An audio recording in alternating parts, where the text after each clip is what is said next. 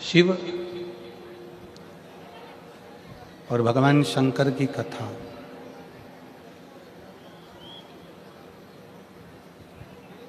ये कोई साधारण नहीं है।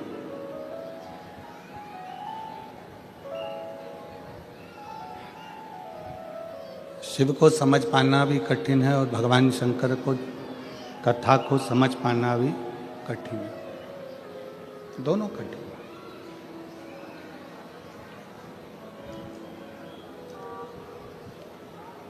ना जाने कितने कितने संत, साधु, तपस्वी, साधक, उपासक तब कर चले गए, पर शंकर को समझ नहीं पाए।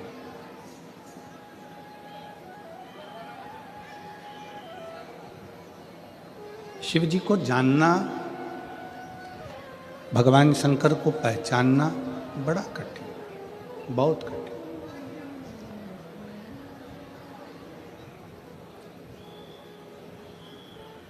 आपके और हमारे भी ना जाने कितने कितने जन्म निकल चुके होंगे, तब भी हम शिव को नहीं जान पाए, हम शंकर को नहीं पहचान पाए।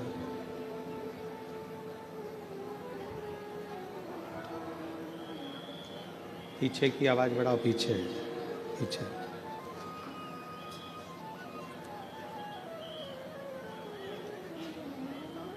ना जाने कितने कितने जन्म आपके और हमारे निकल गए होंगे, तो भी हम भगवान शंकर को पहचान नहीं पाए। और यदि इस कली काल में, इस कलयुग में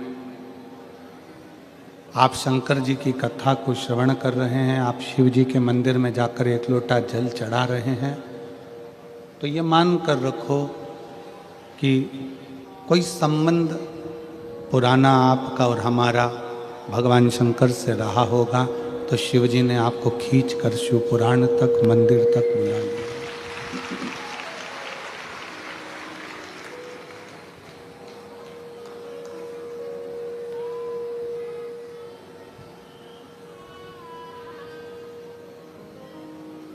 इस कलिकाल में शिव भक्ति, इस कलिकाल में भगवान शंकर का स्मरण, शिव की उपासना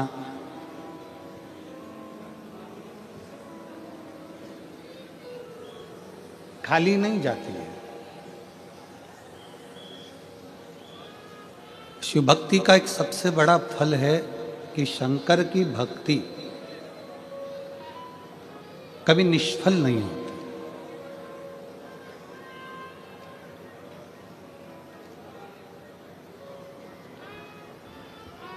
शिव उपासना का एक सबसे बड़ा तत्व है कि आप यदि शंकर की अविरल भक्ति को धारण कर रहे हैं, आप भगवान शिव की अविरल भक्ति को सुन रहे हैं,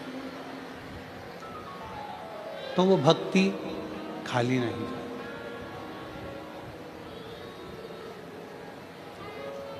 और तेरी कृपा बिना ना हिले एक भी अणु, लेते हैं श्वास तेरी कृपा से तनु तनु। बखान क्या करूं मैं राखोगे ढेर का, चपटी बहुत में खजाना कुबेर का। हे गंगाधार मुक्ति द्वार ओंकार तू, भोले ओंकार तू। आयो शरण तिहारी शंभु तार तार। मेरी जीजियों, मेरे जीजाओं, बेटियों, बेटाओं, मेरी माताओं,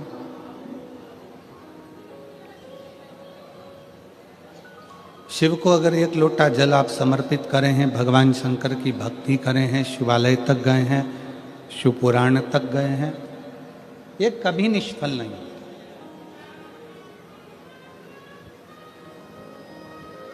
इसका फल मनुष्य को मिलता जरूर। हाँ,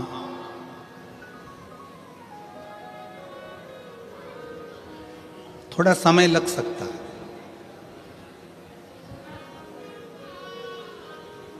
पर शिव महापुराण की कथा कहती है कि भले समय लग जाए, पर जैसा एक बच्चा होता है, एक बालक होता है,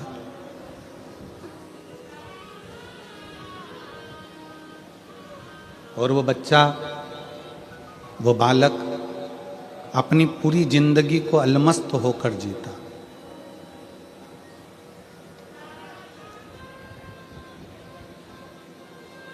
बूढ़ा व्यक्ति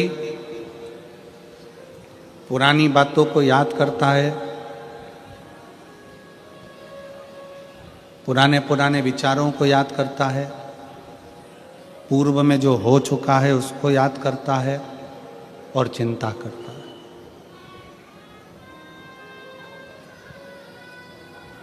किसी बुजुर्ग व्यक्ति को देखना, बूढ़े व्यक्ति को देखना, वो पुरानी बातों को याद करेगा। महाराज जी, हमारे समय पर ऐसा था और ऐसा हो गया और ऐसा रहा और ऐसा हुआ।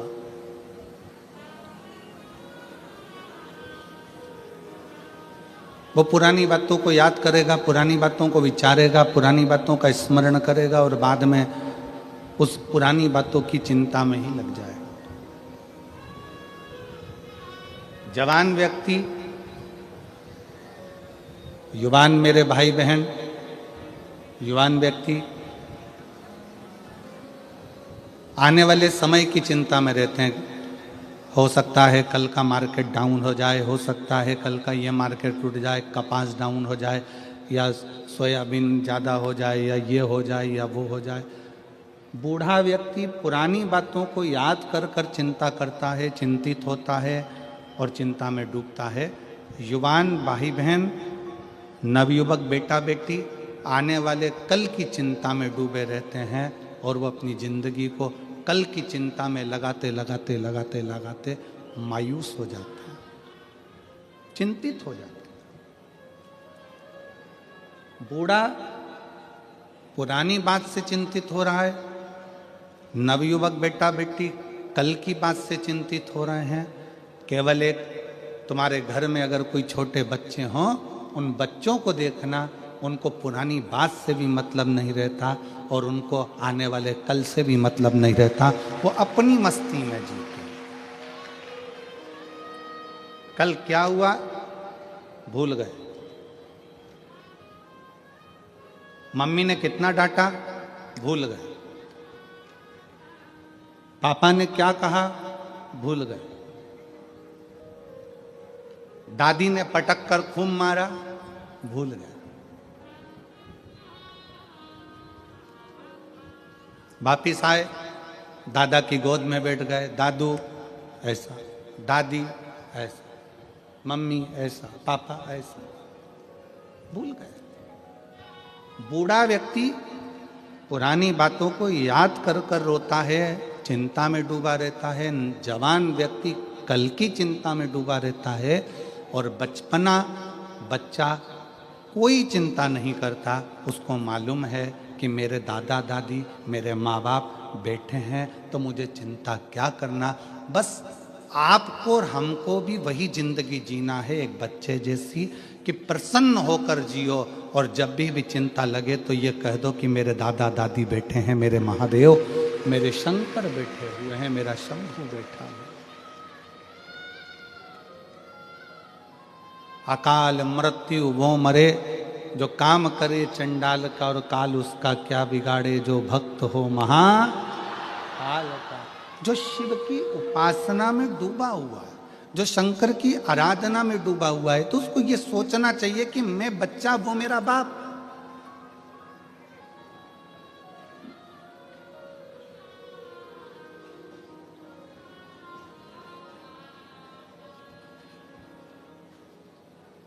भविष्य पुराण में एक बात लिखी है,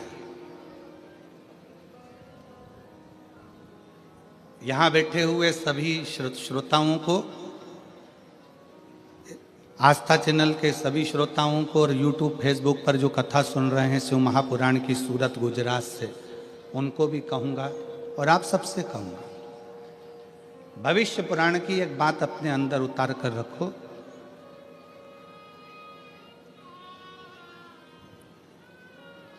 आपकी जब उम्र बढ़ती चली जाए,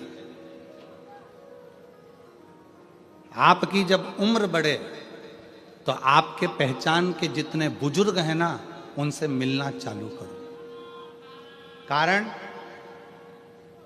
आपकी उम्र बढ़ेगी और आप अपने घर के, परिवार के, मोहल्ले के, सोसाइटी के, नगर के बुजुर्गों से, जिनसे आप पहले मिलते रहे हो, उनसे मिलते रहोगे, तो आप कभी, आपको ये नहीं लगेगा कि मैं बहुत उम्र में बुजुर्ग हो गया हूँ, बड़ा हो गया हूँ।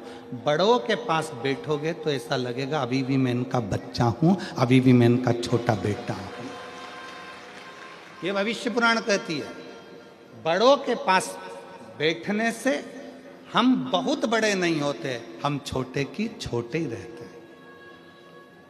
पत्नी के पास बैठोगे तो वो कह देगी तुम्हारी उम्र इतनी हो गई, तुम्हारा बर्थडे ये वाला आ रहा है, तुम्हारा वो जन्मदिन ये वाला आ रहा है। पति के पास बैठोगी तो कह देगा कि तुम्हारा जन्मदिन ये वाला आ रहा है। बहन के पास बैठोगे तो बहन कह देगी तुम्हारा जन्मदिन ये आ रहा है। भाई के पास बैठोगे तो कह देंगे तुम्हारा जन्मदिन ये आ रहा है। पर किसी घर के बुजुर्ग के पास बैठोगे, अपने माता पिता के पास, अपने काका काकी के पास, अपने बुआ फूफा के पास, अपने मामा मामी के पास, अपने नाना नानी के पास, अपने दादा दादी के पास, अपने मोहल्ले में रहने वाले किसी बुजुर्ग के पास बैठोगे तो वो तुरंत कह देगा मुझे तो नहीं लगता कि इतने साल का हो गया, तो मेरा वही छोटा सा बबुआ है, तू मेरा भी छोटा सा बेटा है। उसकी निगाह में आप छोटे की छोटे ही हो, उसकी निगाह में आप छोटे की छोटे ही।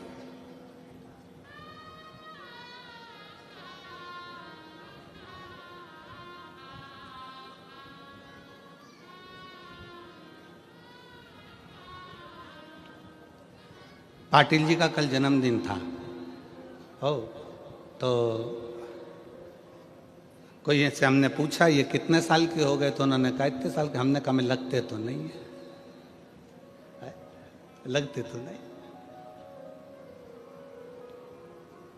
किसी बड़ों के पास बैठोगे, भविष्य पुराण कहती है किसी बड़े के पास जाकर बैठोगे तो तुम अपना छोटपन कभी नहीं भूलोगे।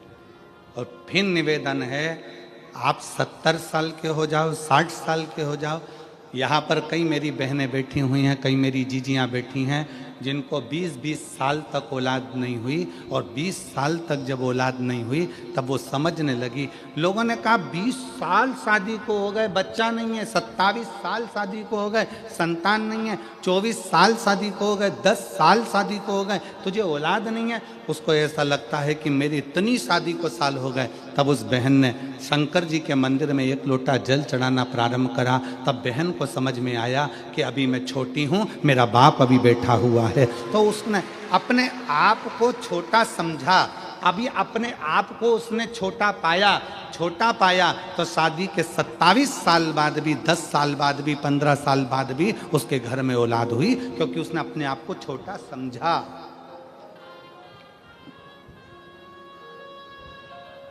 बड़ी बहू और छोटी बहू, इसमें दोनों में सबसे ज्यादा सुखी कौन सी रहती है? बोलो री जीजियों, बड़ी बहू ज्यादा सुखी है कि छोटी? सबसे ज्यादा सुखी होती है छोटी। क्यों? बड़ी के हाथ से थोड़ी सी भी काम बिगड़ जाए ना तो सास चिल्ला के दौड़ती है, तुझ में तो अकल थी, तू तो बड़ी थी, तू तो समझदार थी। और छोटी के हाथ से अगर कोई काम बिगड़ जाए तो सास कह तो छोटी है, अरे अब भी आई है, अभी आई, उसको क्या मालूम, वो तो छोटी है, उसको इतनी अकल थोड़ी ना, तू तो समझदार थी ना, तू तो श्रेष्ठ थी ना। घर को लेकर चलने का किसको कहा जाता है? छोटे को कि बड़े को? बड़े को। बेटा तू घर का समझदार बेटा है, बड़ा बेटा है, तुझे परिवार को लेकर चलना है, तुझे परिवार को ढोकर चलना है, सब कुछ बड़ा झुककर चले, बड़ा नम्रता में चले, बड़ा सबको लेकर चले, पर सबसे ज्यादा सुख छोटे को होता है। बड़ी बहू ताला लगाने में रखी है, पापा तुम चले जाओ, मम्मी तुम चले जाओ, घर में बच्चे हैं, मैं देख लूंगी, ऐसा कर लूंगी, वैसा कर लूंगी। शादी हो रही है, घर में परिवार में शादी है, बड़ी बहू बेचारे मेहमानों को निभाने में लगी हुई है, मेहमान आ रहे हैं उनको खिलाने में लगी हुई है, और छोटी बहू दोनों हाथों में नीचे तकिया रख के आराम से मेहंदी मंडाने में लगी। अब किसी ने सास से कहा, वो तुम्हारी छोटी बहू को देखो जरा मेहंदी मंडवा रही है, और वो बड़ी बेचारी इतना काम कर रही है, तो इतने में सास ने भी कह दिया, पल्लू में सास ने पल्लू लेकर, उसमें तो अक्ल नहीं है, अक्ल नहीं। अब घर में इतना शादी मादी पड़ी, उसको मेहंदी मंडवाने की क्या जरूरत थी? पर छोटी में अक्ल नहीं। मेरी बड़ी वो देखो, वो ताला लगा रही है, वो मामा जी को खाना खिला रही, फूफा जी को खाना खिला रही, बुआ जी को खाना खिला रही, और छोटी अक्ल नहीं। और बड़ी बहू को तैयार होने की फुर्सत नहीं, और छोटी पार्लर में 2 घंटे से गई है। 2 घंटे से वो मुंडा ऊपर करके कजन क्या पोत पोता के 2 ककड़ी का टुकड़ा रख के बैठी। 2 घंटे।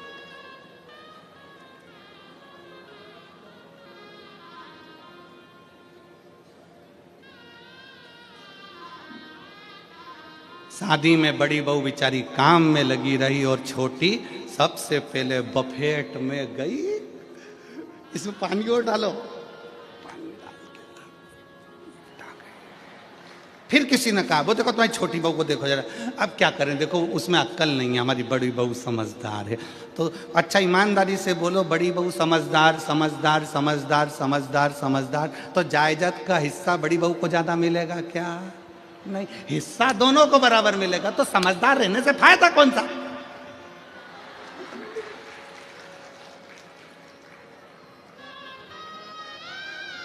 फिर लाभ कौन सा है? शिव पुराण कह रही है, बड़े मत बनो। शिव पुराण कहती है, दिल से हमेशा स्मरण करना, दिल के बड़े बनना, पर अपने हृदय से छोटे रहकर, चित्त से छोटे रहकर, अपने माता पिता के चरणों के दास रहकर।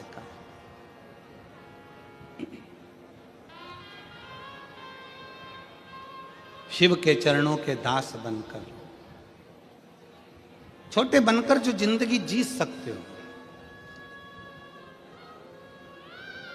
छोटे बनकर जो सुख झेल सकते हो, जो ले सकते हो, वो सुख कहीं नहीं मिल सकता। भविष्य पुराण कहती है कि बड़े को चिंता, बड़ा स्मरण करता रहता है पूर्व का, जवान युवान बहन भाई चिंता में डूबे रहते हैं कल की, और बच्चा अपनी आनंद की जिंदगी जीता है। उसको मालूम है मेरे घर में मेरे माँ बाप है,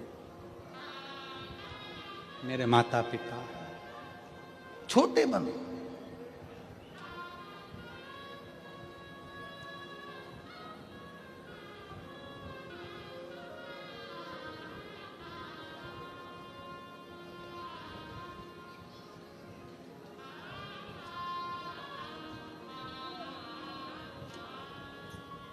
और जितने छोटे बनकर आप अपनी जिंदगी को जियोगे, उतने सुखी रहोगे। यहाँ इतने सारे बैठे हैं, बड़े बड़े बड़े बड़े, उनसे पूछो, कमा रहे हैं तो टेंशन है, कमा रहे हैं तो टेंशन है, टैक्स देना है, ये करना है, वो करना है, ये धरना है, वो धरना है। छोटे से पूछो, छोटा, कोई चिंता नहीं, आएगा जाएगा, अपनी मस्त की जिंदगी जीना।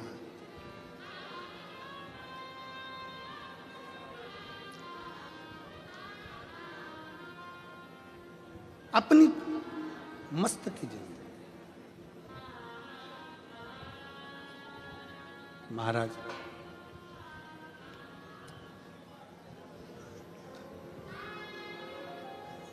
कोई भी पूछे जिंदगी में, आप एक बात जरूर कहते हो कि मैं अच्छा हूं, अच्छा हूं। कोई तुमसे पूछ ले, केम छो,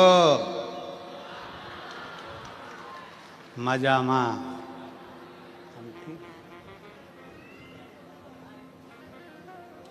कोई कह दे तुमसे, सुरतिया लालाओ केम छो, कोई कह ले तुमसे,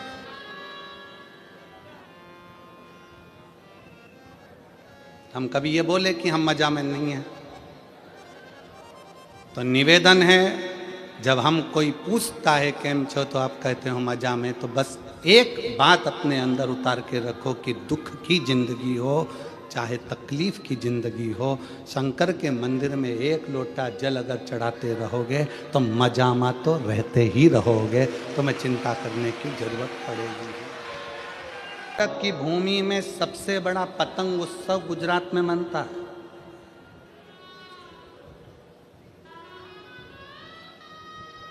जितनी गुजरात के लोग उड़ाते हैं उतनी कोई नहीं उड़ा पाता।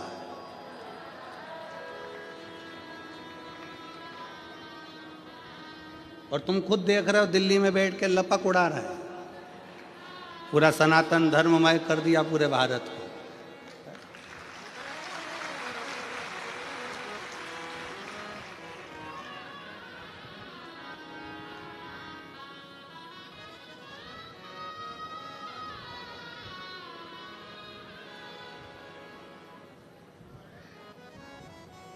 खूब उड़ाओ, खूब उड़ाओ। काटने के लिए भी एक दिन दिया और उड़ाने के लिए भी एक दिन दिया, मकर संक्रांति का, कि उड़ाना भी लपक कर और काटना भी लपक कर। पर शिव महापुराण की कथा कहती है आसमान की पतंग को काटो मना नहीं है, पर किसी के व्यापार को और किसी के हृदय को और किसी के शरीर को मत काटो।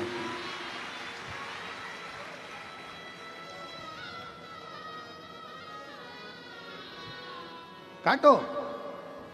अपने पड़ोस में किसी बेटी का संबंध हो रहा है, किसी बेटे की शादी हो रही है, कोई तुमसे पूछने आया कि साहब शादी कर रहे हैं, लड़का कैसा है, काटना नहीं, बहुत अच्छा है, बहुत अच्छी बेटी है, करो, बड़े प्रेम से करो, बहुत अच्छे से करो, बहुत श्रेष्ठता से करो।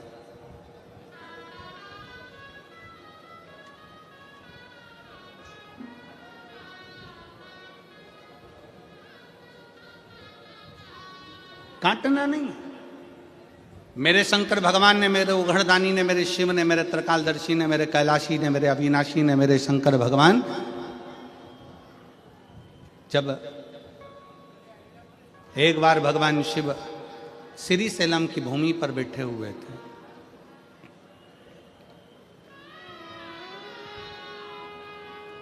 और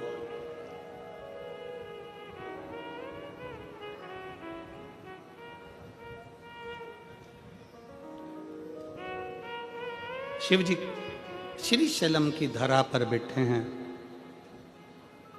कार्तिक बाबा षडानंद कार्तिकेय जी उनसे मिलने के लिए आए।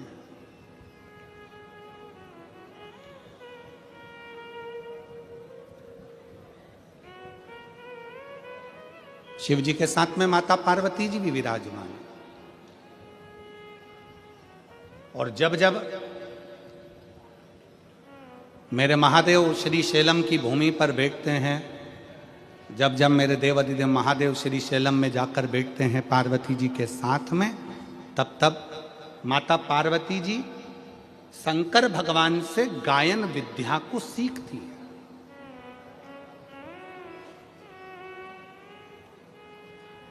माता सरस्वती भी उस स्थान पर आकर बैठती हैं कि भगवान शंकर जब पार्वती जी को गायन विद्या सिखाएंगे, जब भगवान शंकर माता पार्वती जी को गायन विद्या देंगे, तब हम भी स्वीकार करेंगे। और श्री शैलम की भूमि पर जब जब महादेव भगवान शंकर पार्वती जी को गायन विद्या देते हैं, उस जगह पर तुमरुका जी भी आकर खड़े हो जाते हैं। तुमरुका जी जिनका घोड़े का मुख लगा है, वीणा हाथ में, करताल हाथ में, शिव शिव शिव शिव, ओम नमः शिवाय, ओम नमः शिवाय, ओम नमः शिवाय जपते।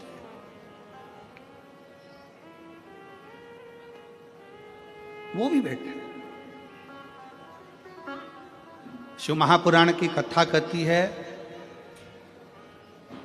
व्यर्थ की चीजें जब मिले, व्यर्थ की बातें जब मिले तो भले मत बैठो, पर जब कोई तुमको ज्ञान दे रहा हो, कोई शिव का शरणागति की ओर बढ़ा रहा हो, कोई भगवान शंकर का संवाद कर रहा हो, शिव तत्व को तुम्हारे हृदय में बिठा रहा हो, तो जरूर बैठो, जरूर बैठो।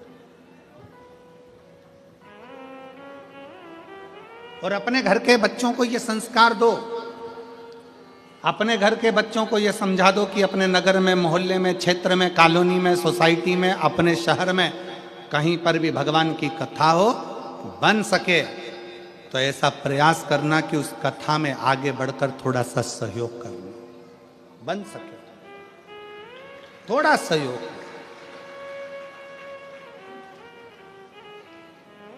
और एक बात हमने पहले भी कथा में कही थी, आज फिर कहते हैं, उपहार देकर बच्चों को केवल बचपन में खुश किया जा सकता है। बच्चों को अगर खुश रखना है, बचपन में उसको खिलौना दे दो, सामान दे दो, झुनझुना दे दो, मिठाई खिला दो, ये खिला दो, वो खिला दो, टॉफी ला दो, गिफ्ट ला दो, माला ला दो, उसका वीडियो गेम ला दो, उसको मोबाइल दिला दो, बच्चा खुश हो जाए।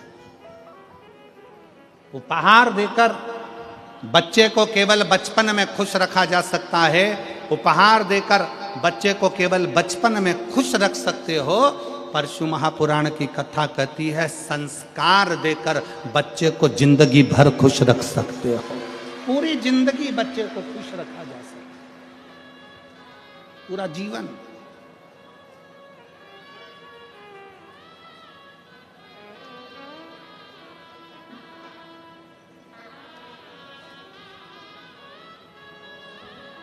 चार भूमि है जहां पर भगवान शंकर पार्वती जी के साथ बैठे हैं और सत्संग किया। कितनी भूमि है? जम के बोलो जरा। चार भूमि ऐसी है जहां पर शंकर भगवान ने पार्वती जी के साथ बैठकर सत्संग किया। पहले नंबर पर अमरनाथ जी की गुफा में भगवान शंकर पार्वती जी के साथ में बैठकर सत्संग करते हैं और दो पक्षी जीव उस कथा का रस तत्व अपने कानों में श्रवण करते हैं। दो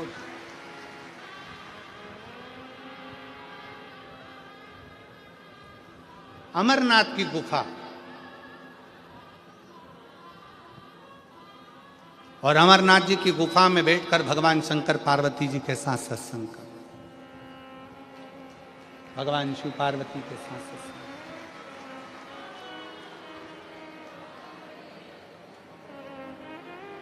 दूसरे नंबर पर जब अमरनाथ जी की गुफा में भगवान शंकर पार्वती जी को कथा श्रवण कराते हैं, भगवान शिव जब पार्वती जी को कथा का रस तत्व ग्रहण कराते हैं, पार्वती जी उस कथा को श्रवण करती और अपने जीवन को आनंदित करती। दो स्थान,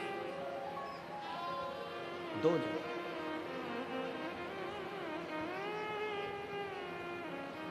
चार स्थान में से एक स्थान है अमरनाथ की गुफा। दूसरे नंबर पर है काशी विश्वनाथ की पवित्र भूमि मां गंगा जी का तट, जहां पर भगवान शंकर पार्वती जी के साथ बैठकर सत्संग करते।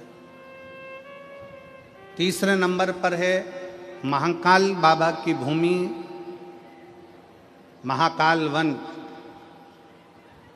मां छिपरा का तट, जहां पर भगवान शंकर बैठकर पार्वती जी के साथ सत्संग करते हैं। चौथी भूमि है श्री सैलम मल्लिकार्जुन, जहां पर भगवान शंकर पार्वती जी के साथ बैठकर सत्संग करते हैं, शिव चर्चा का स्मरण करते हैं। चार स्थान, और चार स्थान में भी चारों स्थान की मूलता है। शंकर भगवान जब पार्वती जी के साथ अमरनाथ की गुफा में सत्संग करते हैं, उस जगह पर सबको भगा देते हैं, किसी को नहीं रखते। केवल एक पक्षी का जोड़ा बैठकर अमरनाथ जी की कथा का रस तत्व सुनता है। केवल एक पक्षी का जोड़ा। जब अमरनाथ जी की कथा में, अमरनाथ जी की गुफा में केवल शंकर और पार्वती दोनों बैठते हैं और सबको भगा कर वे केवल एक पक्षी का जोड़ा बैठकर कथा को सुनता है। दूसरे नंबर पर है काशी विश्वनाथ की भूमि।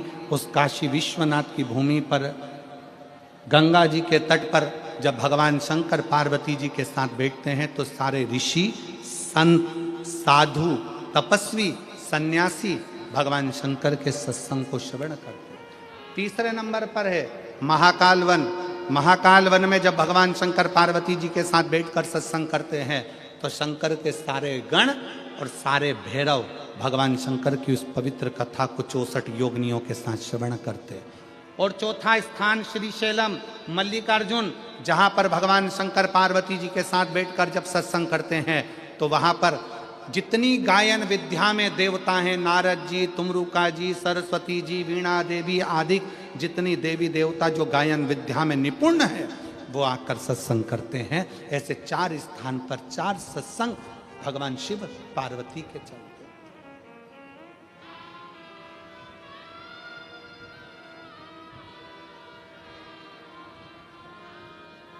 शिव महापुराण का एक नियम बड़ा प्रबल है। शंकर जी की शिव महापुराण का एक नियम वेद व्यास जी लिखते हैं, जिस समय पर बिंदु प्रेत योनि में चला गया, चंचुला देवी कथा को सुनने के लिए ईश्वर जी और गोरा जी के रूप में शंकर पार्वती को विराजमान कर देती हैं।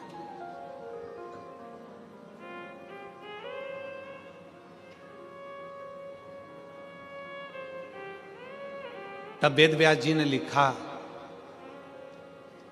कि शिव महापुराण का एक सबसे बड़ा नियम है, आप जब कथा सुनने के लिए बैठते हो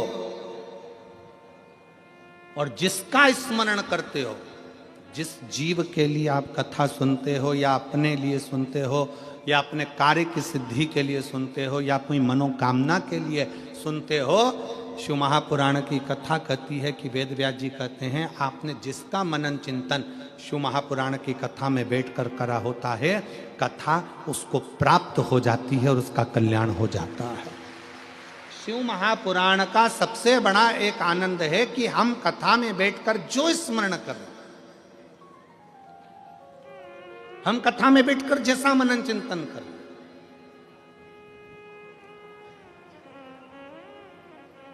इसलिए निवेदन है कथा में बैठकर हमेशा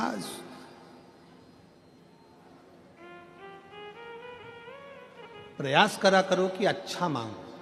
हमने पहले कथा में कहा था कि 3 मित्र थे और तीनों मित्र शंकर जी के मंदिर में गए, शंकर जी की स्तुति करी, शंकर जी प्रसन्न हो गए। शंकर जी ने कहा मांगो पहले वाले से, तो वो बहुत 2 मित्र काले थे, एक गोरा था, तो उस काले मित्र ने कह दिया भगवान मुझे गोरा कर दो। शिव जी ने उसको गोरा कर दिया। दूसरा मित्र भी काला था, उसने भी भगवान से मांगा भगवान मुझे गोरा कर दो, भगवान ने उसको भी गोरा कर दिया। अब तीसरे का नंबर आया, उससे पूछा तू मांग ले, तो कि जैसे थे वैसे ही कर दो, ये जैसे थे इनको वैसा कर दो, काले थे काला ही कर दो। अब जरा विचार करने वाली बात है, तीसरा मित्र चाहता तो कुछ अपने लिए अच्छा मांग लेता, पर दूसरे का बुरा करने के चक्कर में वो अपना भी छोड़ बैठा और अपने लिए भी नहीं मांगा। हम दूसरे का बुरा करने में लगे हुए हैं तो अपना भी छूट जाता।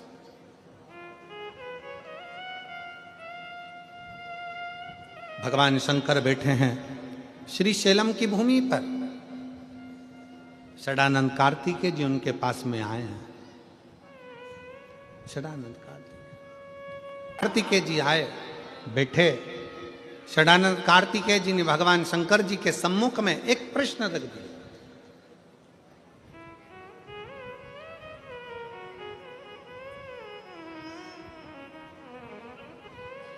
और प्रत्येक संसार के मनुष्य सुन ले बड़े सावधानी से, घर के नव युवक बेटा बेटी सुन ले, अगर तुम्हारे दिल में कोई प्रश्न आया है, तुम्हारे दिल में अगर कोई संवाद आया है, तुम्हारे हृदय में अगर कोई प्रश्न उपजा है, तो प्रयास करना कि उस प्रश्न का उत्तर अपने माँ बाप से, अपने घर के दादा दादी से, अपने घर के व्यक्ति से उसका उत्तर ढूंढने का प्रयास कर, दूसरी जगह नहीं।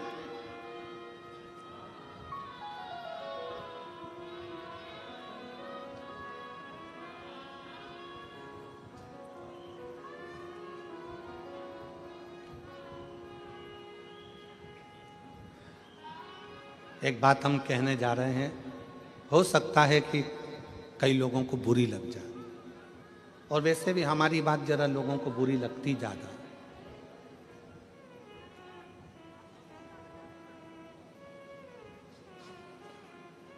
आजकल की छोरियों को कच्चे मकान और सच्चे इंसान समझ में ही नहीं आते हैं।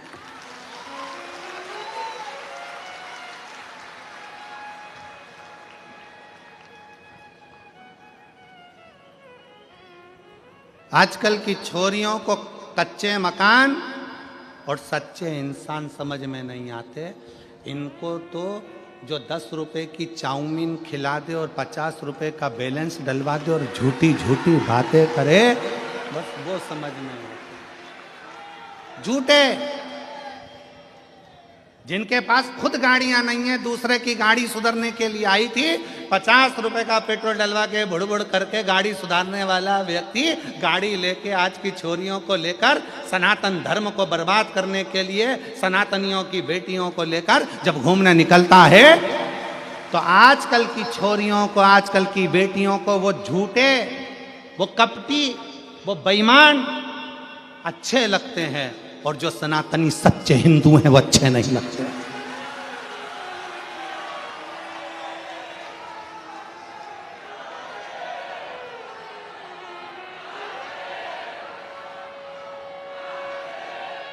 मेरा निवेदन है इस सूरत की पवित्र भूमि से, सूरत की पवित्र धरा से, एक सनातनी का मकान कच्चा है और दिल सच्चा है तो तेरी कद्र होगी।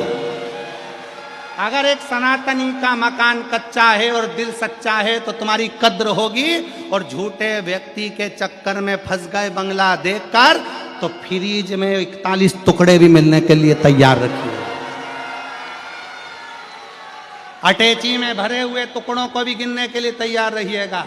इसलिए निवेदन है, कच्चा मकान और सच्चे इंसान को थोड़ा सा परखिए, समझिए।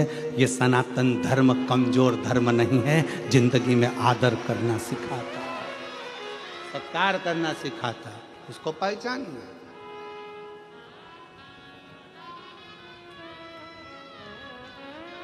हम जानते हैं हम बोलेंगे और लोग बवाल मचाएंगे, लोगों को काली मिर्ची जरा ज्यादा लगती है।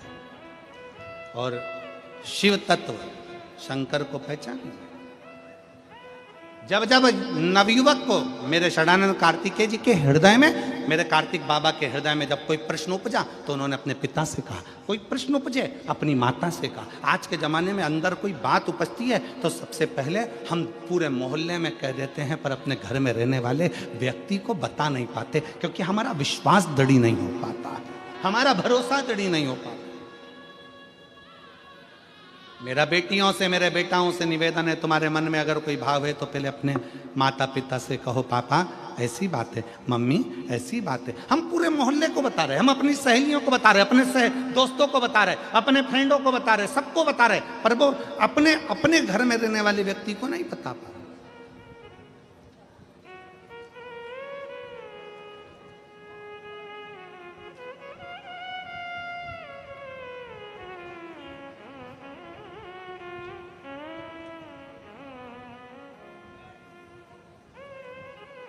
षडानंद कार्तिकेय जी ने कहा, पिताजी मेरे मन में एक संशय है।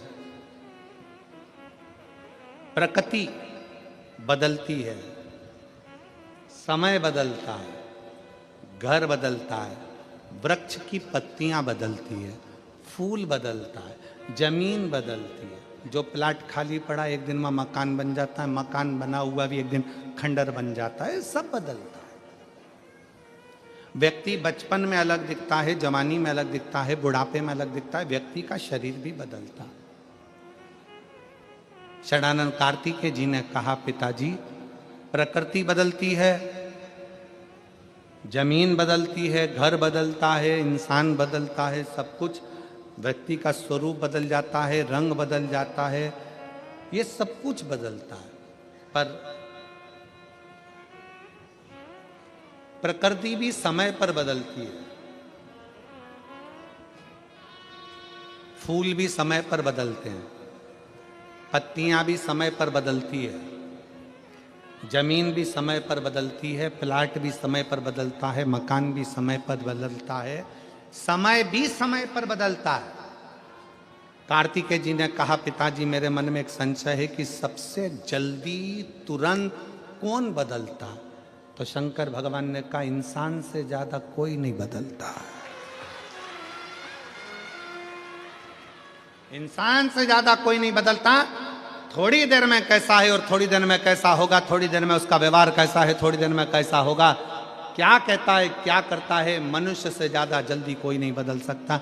समय भी समय पर बदलता है, प्रकृति भी समय पर बदलती है, पत्तियां भी समय पर बदलती है, वृक्ष भी समय पर बदलता है, पर इंसान का भरोसा नहीं, यह कब बदल जाता है। इसलिए शिव महापुराण की कथा कहती है कि इंसान पर भरोसा करने से अच्छा है कि उस परमात्मा पर भरोसा करो जो कभी बदलता नहीं है, वो अजर और अमर है, वो अजर और अमर है।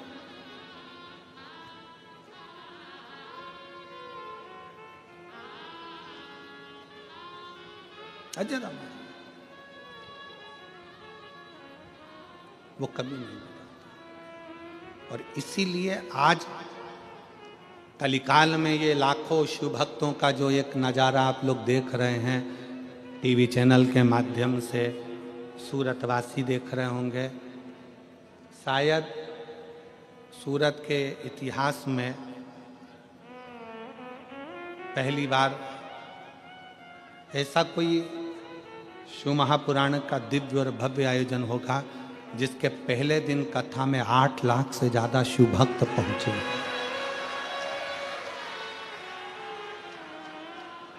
और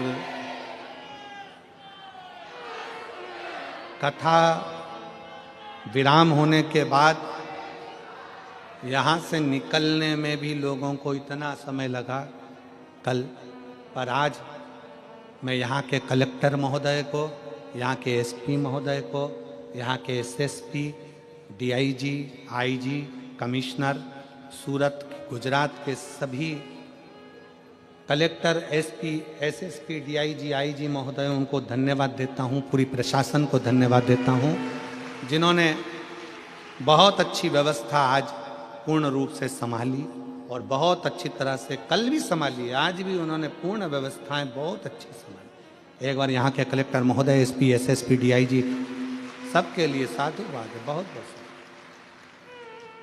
पूर्ण व्यवस्थाएं संभाल रहे। लाखों शिव भक्त, चारों तरफ से आना, चारों तरफ से प्रशासन को संभालना थोड़ा कठिन पड़ता है। और प्रयाग में तो महाकुंभ है, पर सूरत में भी यह कुंभ कोई छोटा मोटा नहीं है, यह साधारण नहीं है। यहाँ भी शिव भक्तों का वही कुंभ है। भगवान ब्रह्मा और भगवान विष्णु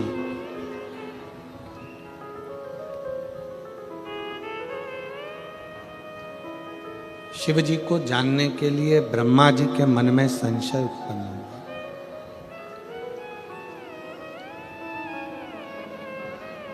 और उन्होंने विचार किया,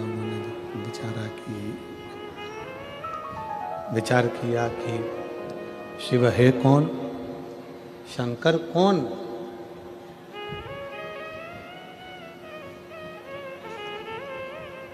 तब एक बड़े से पर्वत को घुमाना प्रारंभ किया।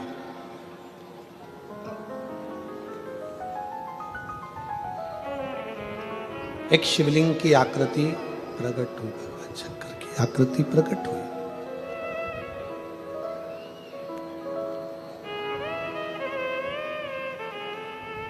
अब ब्रह्मा जी के मन में यह संशय है कि ये शिवलिंग जो प्रकट हुआ है, भगवान शंकर का जो प्रतिबिंब प्रकट हुआ है,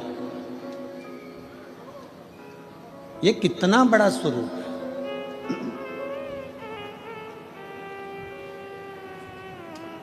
शिव महापुराण की कथा एक बात कहती है,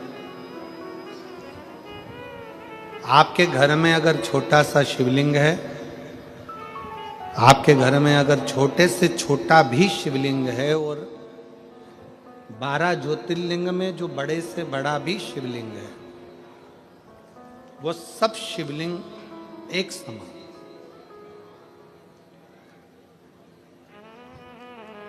अगर आप भगवान शंकर को एक लोटा जल अपने घर में समर्पित कर रहे हो, मंदिर में जाकर समर्पित कर रहे हो, या कहीं ज्योतिर्लिंग में जाकर समर्पित कर रहे हो, या उपलिंग पर जाकर समर्पित कर रहे हो, उप ज्योतिर्लिंग में पहुंच रहे हो, फल प्राप्त जरूर होता है, फल मिलता जरूर। तो उसका एक पत्र है, देखिए।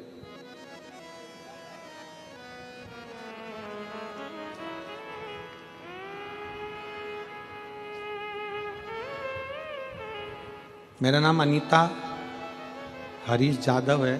साउंड सेट नहीं हुआ है। मेरा नाम अनीता हरीश जाधव है।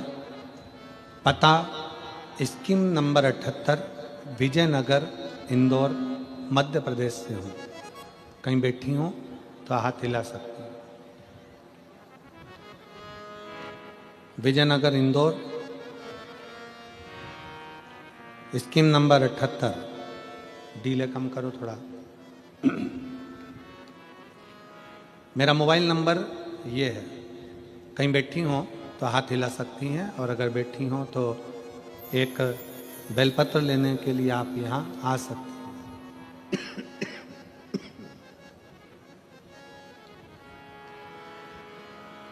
मैं यजमान परिवार पाटिल परिवार को धन्यवाद देती हूँ, जिन्होंने सूरत में ये कथा करवाकर हम सबको श्रवण कराने का सौभाग्य दिया।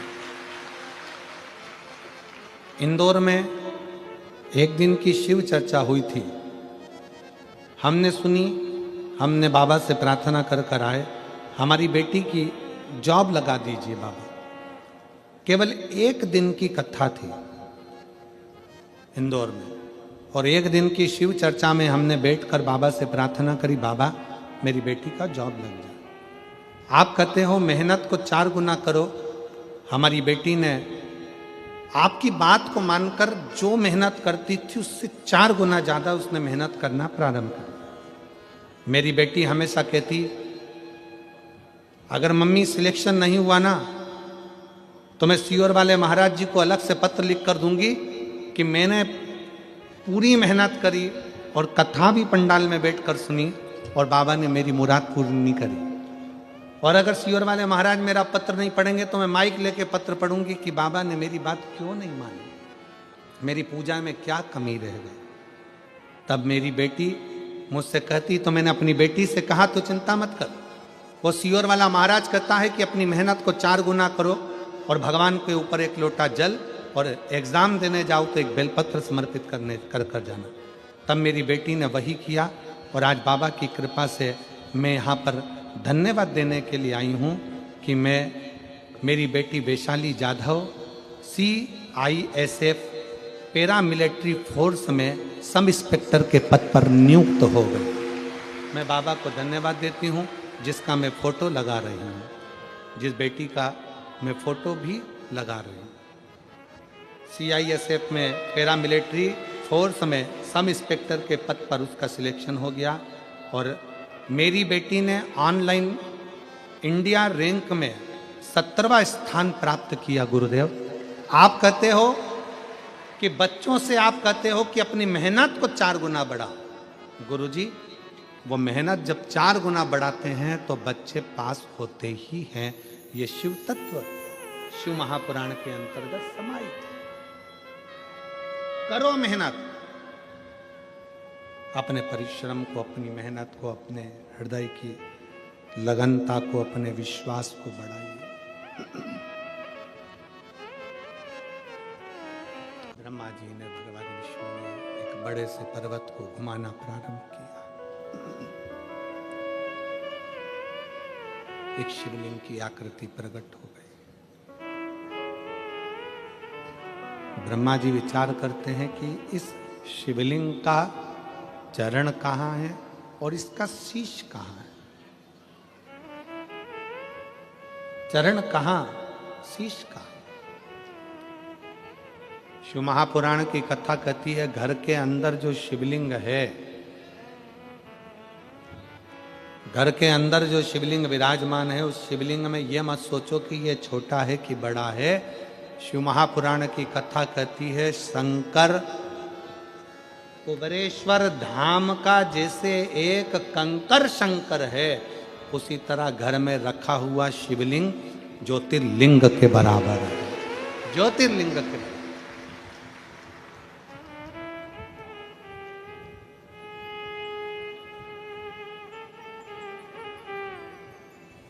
उसका भजन खाली नहीं जाता।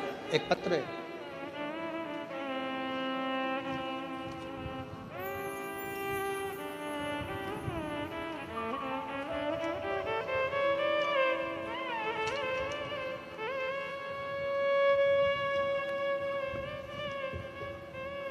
मैं सूरत की रहने वाली हूं।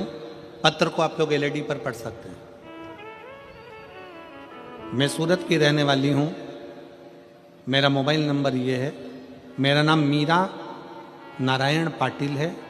मेरे पति का नाम नारायण बाबूराम पाटिल है। उनको लीवर पर गठान हो गई थी, उसकी वजह से उनकी मौत हो गई। मेरा बेटा पंकज नारायण पाटिल, कहीं बैठे हों तो एक बेलपत्र लेने के लिए आ सकते हैं। मेरा बेटा पंकज नारायण पाटिल, उम्र 27 साल है, उसके भी लीवर पर गठान हो गई। मैंने उसे श्री जी हॉस्पिटल में एडमिट किया तो डॉक्टर ने उसकी सोनोग्राफी निकाली तो डॉक्टर ने ऑपरेशन करने का बोला। फिर मैं ऑपरेशन के लिए डॉक्टर से बोली कि आप केवल दवाई दे दो, बाबा चाहेगा तो गठान गल जाएगी। बाबा पर भरोसा है मुझे। मैं उसे लेकर सीहोर पहुंच गई और वहां जाकर मैं रुद्राक्ष लेकर आ गई और उस रुद्राक्ष को तांबे के कलश में गला देती और उसका जल उसको हॉस्पिटल में लेकर जाती और पिला देती। डॉक्टर ने ऑपरेशन करने का बोला था। फिर मैंने अपने कुबेर भंडारी पर भरोसा रखकर दवाइयां देना प्रारंभ करी। आप कहते हो डॉक्टर शंकर का एक रूप होते हैं, आप कहते हो डॉक्टर शिव का एक रूप है। मैंने डॉक्टर को दिखाते हुए, दवाई लेते हुए रुद्राक्ष का जल बेटे को देना प्रारंभ करा। एक बेलपत्री उसको खिला देती और मेरे बाबा ने ऐसा कृपा कर दी कि बेटे को ऑपरेशन करने की जरूरत नहीं पड़ी। अब वह पूरी तरह से स्वस्थ हो गया है और उसकी जो गठान है पूरी तरह से गल चुकी है। उसकी जो गठान है वह पूरी तरह से पिघल चुकी है। मैं हॉस्पिटल की दोनों फाइल लगा रही हूँ, जिसमें गठान थी और दूसरी फाइल जिसमें वो पूरी गल गई है। शिव की आराधना, शंकर का भरोसा, शिव की स्तुति, आपका किया गया विश्वास। कहीं बैठे हो तो एक बेलपत्र लेने अवश्य पधारें। मीरा नारायण पाटिल। शिव तत्व की प्राप्ति इसी को कहते हैं। शिव की आराधना इसी को कहते हैं। और तो कह रही है, बात कर रहा है, शिव महापुराण की कथा कर रही है।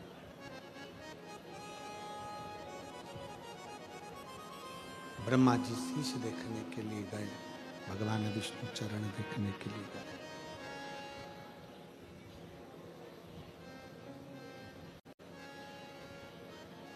शिवलिंग का शीश देखने के लिए ब्रह्मा जी जाते हैं।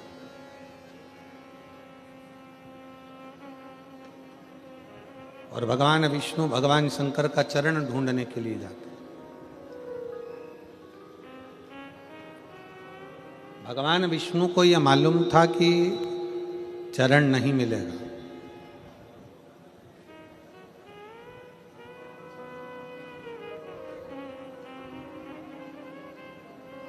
और ब्रह्मा जी को यह लगता था कि मैं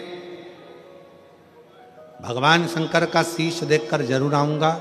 ये मेरा विश्वास करता है कि मैं उनका शीश ढूंढ कर लेकर आऊंगा। गए ब्रह्मा जी, पर मिला नहीं।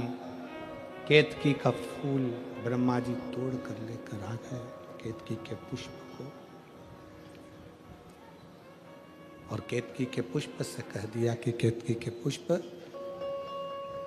तुम भगवान नारायण के पास में जाकर कह देना कि ब्रह्मा जी को शीश मिल गया।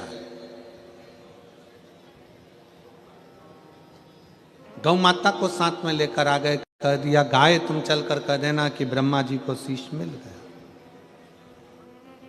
आते ही ब्रह्मा जी ने सबसे पहले भगवान नारायण से पूछा, भगवान नारायण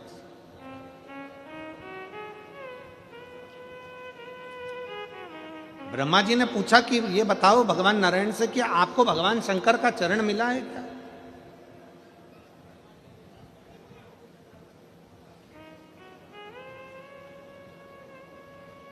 नहीं, हमें भगवान शंकर का चरण नहीं मिला। भगवान नारायण ने एक बार सत्य कह दिया, और शिव महापुराण की कथा कहती है एक बार सत्य बोल देने पर 50 बार झूठ बोलना नहीं पड़ता, और जो एक बार झूठ बोल देता है तो उसको पूरी जिंदगी झूठ ही बोलना पड़ता है। सत्यम शिवम, शिव की जीवन में शंकर भगवान को पाने के लिए सत्य बहुत जरूरी है, बहुत जरूरी है।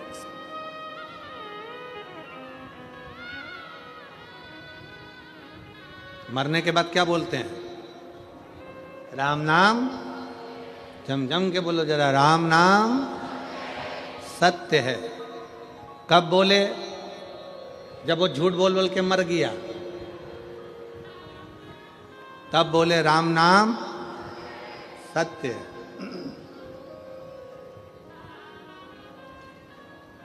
और हम तो कहते हैं कि मरने के बाद राम नाम सत्य बोलने से अच्छा है कि किसी के घर दिवाली मिलने जाओ तो हैप्पी दिवाली ना कहते हुए कह दो काका जी राम नाम सत्य है। काका जी के शरीर में थोड़ा सा करंट लग जाए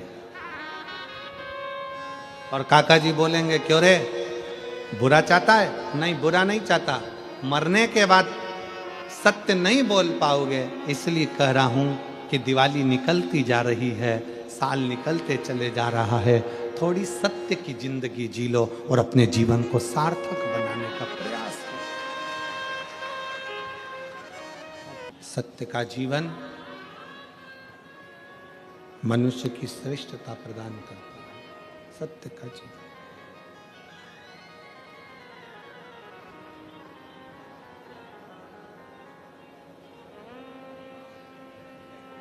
ब्रह्मा जी झूठ बोल दिए, केतकी के पुष्प ने झूठ बोल दिया, गौ माता ने झूठ बोल दिया, तीनों ने झूठ कहा। केतकी के फूल ने झूठ बोला तो भगवान शंकर ने कहा कि केतकी के पुष्प तू झूठ बोलता, तुझे मैं श्राप देता हूं कि सारे देवताओं पर तू चढ़ेगा पर शंकर पर कभी नहीं चढ़ेगा। गौ माता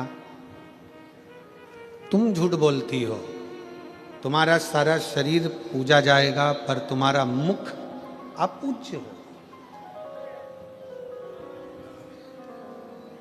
तुम्हारा मुख अपूज्य हो। ब्रह्मा जी झूठ पर झूठ बोल रहे हो। शंकर भगवान के शिवलिंग में से भगवान शंकर का प्रतिबिंब प्रकट होता है और भगवान शंकर अपने पैर के अंगूठे से नख तोड़कर उससे काल भैरव को प्रकट करते और काल भैरव को प्रकट कर कर काल भैरव को आज्ञा कर देते हैं कि जाओ, जाकर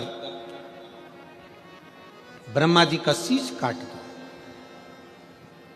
ब्रह्मा जी का शीश कटकर बहुत कोसों दूर गिरता है। ब्रह्मा जी के कटे हुए शीश से कर्मनाशा नदी प्रकट हो जाती है, जो नदी कर्मों का नाश कर देती है, उनके रक्त से प्रकट हो, उनके रक्त से कर्मनाशा नदी प्रकट हो गई। भगवान विष्णु ने भगवान शंकर जी से प्रार्थना करी कि प्रभु ये जो ब्रह्मा जी का सिर कट कर नीचे गिरा है इससे लोग नफरत करेंगे, आप कृपा कर दो।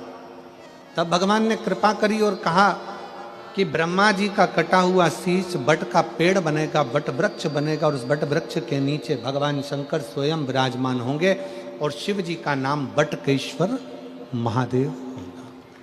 बोलो बटकेश्वर महादेव की जय। भगवान शंकर का नाम बटकेश्वर हो गया। शिव जी बड़ के पेड़ के नीचे विराजमान हो गए। शिव महापुराण की कथा कहती है कि जीवन में बटकेश्वर महादेव का स्मरण, कभी मान लो कोई पैसा लेकर चले गया, कोई तुम्हारा धन लेकर चले गया, कहीं से पैसा नहीं आ रहा है, गया हुआ धन रुक गया है, तो भगवान शंकर को एक लोटा जल बटकेश्वर महादेव के नाम से समर्पित करें। भगवान शिव जी को एक लोटा जल बटकेश्वर महादेव के नाम से समर्पित करें और उनसे प्रार्थना करें निवेदन करें, शिव स्वीकारेगा जरूर। जैसे एक संवाद आता है कि एक व्यापारी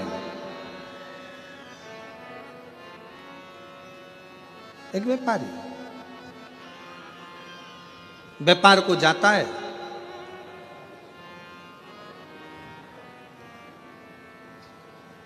घर से निकलने के बाद सबसे पहला काम करता है वो भगवान शंकर के मंदिर में जाना, भगवान शंकर से स्तुति करना, भगवान शंकर के शिवालय में पहुंचना।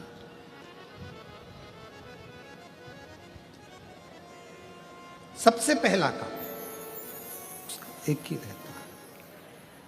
व्यापारी घर से निकलता है, सबसे पहला काम करता है कि शंकर भगवान के शिवालय में, भगवान शंकर के मंदिर में, भगवान शंकर के शिवालय में, भगवान शंकर के देवालय में जाकर बैठे और शिवालय में जाकर भगवान शंकर के पास कुछ देर बैठता है, अपना मंत्र का उच्चारण करता है, अपने मंत्र का स्मरण करता है। श्री भगवान शंकर के मंदिर में जाकर बैठता है, शिवालय में जाकर बैठता है, शंकर की चौखट पर जाकर बैठता है, शिव नाम का स्मरण करता है, भगवान शंकर के मंत्र का स्मरण करता है, शिव नाम को उच्चारता है, शिव भक्ति को उच्चारता है।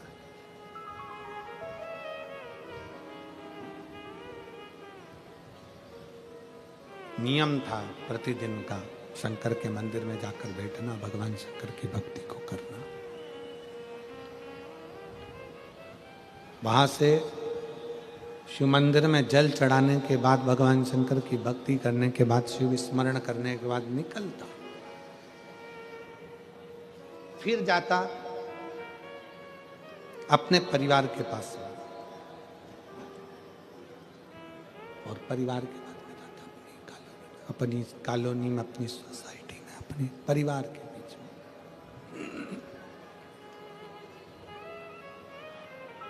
पहले परिवार के पास जाता, परिवार से फिर अपनी सोसाइटी में, कॉलोनी में, मोहल्ले में, नगर में, फिर अपने क्षेत्र में जाता और क्षेत्र में भ्रमण करने के बाद वो फिर अपने व्यापार को चला जाता।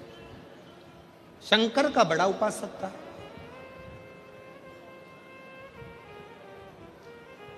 शिव जी का परम उपासक।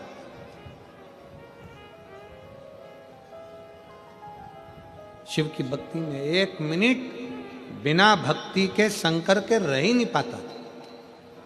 और उसकी भक्ति, उसका विश्वास, उसकी दृढ़ता, उसकी भजन, उसका स्मरण, उसकी भक्ति, उसका विश्वास, उसका कीर्तन, उसका नाम जाप, उसका स्मरण अविरल था। व्यापार करता, व्यापार में से जो धन लेकर आता, सबसे पहले जैसे शंकर के मंदिर में जाने के बाद व्यापार पर जाता, परिवार से मिलता, आते समय में भी वो अपना धन लेकर शंकर जी के मंदिर में आता और सबसे पहले शिव जी के पास बैठ जाता। ये हमें सीखना है, ये हमको सीखना चाहिए, ये हमको प्राप्त करना चाहिए कि व्यापारी घर से निकलकर सबसे पहले शंकर के मंदिर तक जाता है, शंकर के मंदिर के बाद फिर सबसे मिलने के बाद फिर व्यापार पर जाता है। आता है तो सबसे पहले शंकर के शिवालय में जाता है, शंकर के मंदिर में जाता है, फिर अपने घर को जाता है। अर्थात शिव महापुराण की कथा कहती है, आप घर से निकलते समय आपके घर के अंदर जो शंकर का मंदिर है, आपके घर के अंदर जो शिवालय है, आपके घर के अंदर जो भगवान का मंदिर देवालय है, सबसे पहले व्यापार पर जाने से पहले या घर से बाहर जाने से पहले शंकर जी का मंदिर जो आपके घर में, पहले उसके चरणों में जाकर अपना शीश नवाइए, उसको प्रणाम करिए और उसको नमन कर कर फिर अपने व्यापार की ओर जाइए, फिर अपने व्यापार की ओर।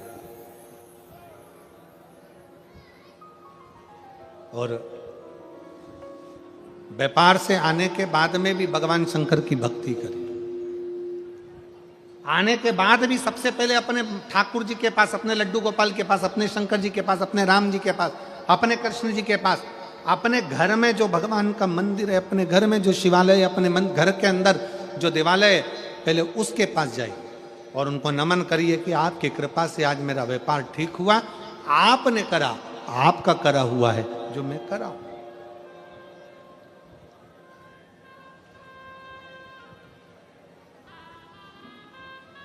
ये आपकी कृपा है।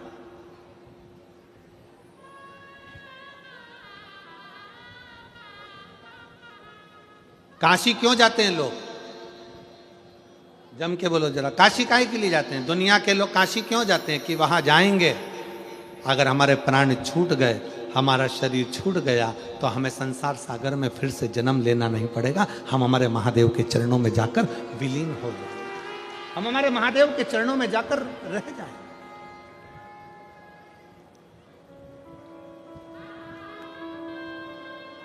सूरत की एक कहावत बड़ी विचित्र है, सूरत का जीवन और काशी का मरण।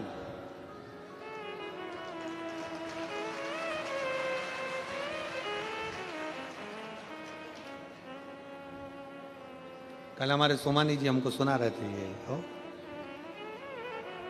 कि सूरत का जीवन और काशी का मरण। कहते हैं सूरत में लोग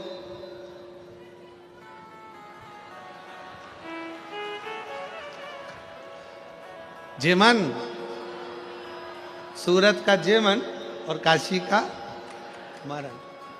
कहते हैं सूरत में लोग ना जाने को ढोकला, फाफड़ा, फाफड़ा, और एक ढोकले का भाई भी है, खमंड का कोई भाई भी है। तो सुना रहे थे सोमानी जी को, नाम मेरे को स्मरण में है, जरा किसी को याद हो तो बताओ ना। खोचा, लोचा,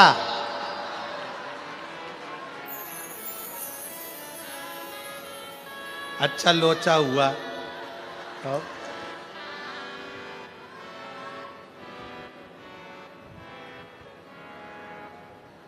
तुम मत पढ़ना रे लोचा के चक्कर में। शिव कथा कह रही है, भगवान शंकर का चरित्र कह रहा है। क्यों जाते हैं लोग काशी? कहा मुक्ति पाने के लिए, मोक्ष पाने के लिए। अब किसी ने पूछा कि काशी क्यों जाते हो? तो कहा मोक्ष पाने के लिए। फिर किसी ने पूछा कि शिव पुराण में क्यों जाते हो? तो कहा दुनिया का सारा सुख पाने के लिए।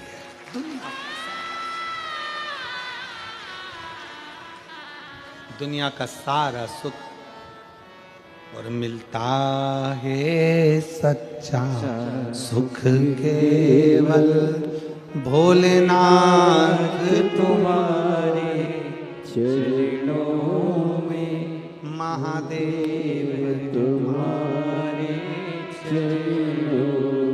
जीवन का सारा सुख शिव जी के चरणों में है। व्यापारी व्यापार करने जाता है, शंकर जी के मंदिर से होकर गया, परिवार से मिलकर गया, सारे परिवार कुटुंब से मिलकर गया, फिर वापिस आया, शिवालय गया, अपना व्यापार का जो धन लिया उसके हिस्से कर दिए, उसमें से आधा हिस्सा अपना रखकर थोड़ा सा हिस्सा शंकर जी को दिया। शंकर जी को दिया का मतलब यह है कि शंकर जी के सामने रख दिया और कहा बाबा ये आपका हिस्सा है, सत्कर्म में लगाने का है। उसमें से हिस्सा लिया, किसी गरीब बच्चे के अपने परिवार में, कुटुंब में, नातों में, रिश्तों में, मोहल्ले में, सोसाइटी में, कॉलोनी में जाता था, मिलकर देख कर जाता था कौन बच्चे को पढ़ना है, किसको बीमारी में औषधि की जरूरत है उसकी औषधि कराता है, कहीं किसी को एजुकेशन की जरूरत है उसको एजुकेशन कराता है। धीरे धीरे धीरे धीरे व्यापारी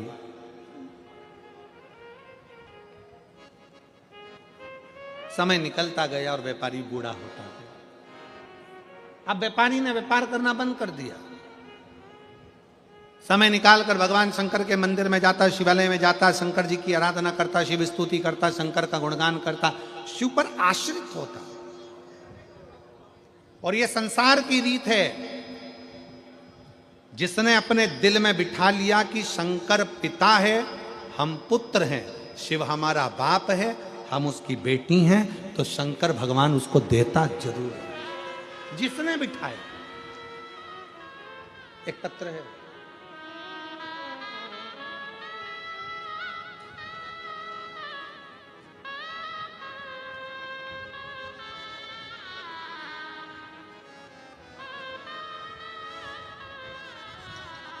मेरा नाम सारिका चेतन सोनी। कहीं बैठी हो सारिका जी? सारिका चेतन सोनी। मैं अहमदाबाद गुजरात की रहने वाली हूँ। मेरा मोबाइल नंबर ये है। भोले बाबा का क्या वर्णन करूँ गुरुदेव। मेरी शादी को 10 साल हो गए थे, लेकिन मुझे संतान का सुख नहीं था। मेरे परिवार के लोगों ने हर तरह का इलाज करवाया, लेकिन कोई फर्क नहीं पड़ा। एक बार लेप्रोस्कोपी कराई, दोबारा IVF करवाया, लेकिन हर बार इलाज फेल हुआ। निराशा हाथ लगी। शायद मेरी किस्मत में संतान का सुख नहीं है। मुझे जिसने कहा, जहां जहां बोला मैं वहां वहां जाकर आई, फिर भी कोई फर्क नहीं पड़ा। लेकिन मेरे भोले बाबा की भक्ति पर पूरा भरोसा हो गया। मुझे किसी ने कहा कि आप गुरुदेव प्रदीप मिश्रा जी शिव महापुराण की कथा का वाचन करते हैं, वह शिव पुराण की कथा पंडाल में जाकर सुनो। तब मैं 3/12/2022 को गुजरात के बड़ौदा शहर में जो कथा हुई थी, बड़ौदा में जहाँ कथा हुई थी, उस पंडाल में जाकर मैंने कथा को श्रवण किया। पंडाल की रच को अपने माथे पर लगा लेती, उसकी धूल को अपने पेट पर लगा लेती। भोले बाबा को प्रार्थना करती कि मुझे संतान नहीं है, मैंने सारा इलाज करा लिया पर संतान का सुख नहीं है। पंडाल में जाकर कथा सुनना प्रारंभ करा। बाबा से रोज प्रणाम करती, रोज विनती करती। फिर आई, सफ़ेद आंकड़े की जड़ का प्रयोग करा, पर पहली बार सफ़ेद आंकड़े की जड़ का प्रयोग करा पर फायदा नहीं हुआ। लेकिन मैंने भोले बाबा पर जल चढ़ाना नहीं छोड़ा। भोले बाबा के प्रति अपना विश्वास डगमगाने नहीं दिया। मैंने तीसरी बार सफ़ेद आंकड़े की जड़ का प्रयोग किया। भोले बाबा के शिवलिंग पर जल चढ़ाना चालू रखा। भोले बाबा पर जल चढ़ाती रही और उस जल को लेकर मेरे पति को भी पिलाया करती और मैं भी उस जल को पी लेती। पति को भी जल पिलाती, मैं भी पी लेती। पशुपतिनाथ का व्रत करना प्रारंभ करा। सीहोर जाकर कंकर शंकर की पूजन करी। मुझे क्या मालूम था कि कंकर शंकर की धरा पर जाना जरूरी है। मैं वहां पहुंची, प्रणाम करा, कंकर शंकर की भूमि को नमन करा, झोली पसार कर प्रणाम कर कर आई और बाबा की ऐसी कृपा हुई कि बाबा की कृपा से 3/12/2023 को मेरे घर में संतान ने जन्म बाबा की कृपा से हो गया। नहीं, 23/7/2024 को मेरे घर में संतान ने जन्म ले लिया। मैं बाबा को यहाँ प्रणाम करने के लिए आई हूँ कि 23/7/2024 को मुझे संतान की प्राप्ति हो गई।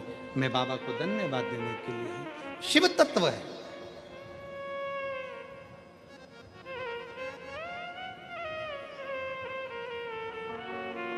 इसमें एक लाइन अच्छी लिखी है, आप स्मरण करेंगे। जितनी देर पंडाल में बैठती थी, बाबा से अपने मन की बात कहती थी। कथा पूरी होती थी, आरती होती थी। आरती के बाद भूमि की रज को अपने मस्तक पर लगाकर बाबा को प्रणाम कर कर चली जाती थी। हमारा एक निवेदन आप सबसे, 200, 500, 50, 100 रुपये खर्च कर कर ऑटो का, गाड़ी का, बस का, ट्रेन का आप आए हो। 1 बजे से 4 बजे तक कथा चल रही है सूरत में। 4 बजे जैसे ही आरती हो, तब आरती के समय पर खड़े होकर बाबा को जब प्रार्थना करो तो दिल से निवेदन कर कर, भूमि को नमन कर कर फिर जाओ, उसको प्रणाम कर, उससे विनती करके, उसको विनय कर। घर तो जाना रहता है। कई लोग सोचते हैं कि हम थोड़ा जल्दी निकल जाएंगे, ट्रैफिक में नहीं फंसेंगे। ट्रैफिक से बच रहे हो, संसार में फंसे तो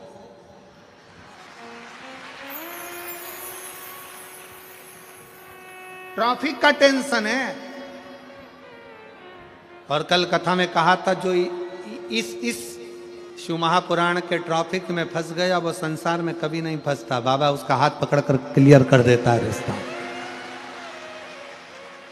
रास्ता ही क्लियर कर देता है।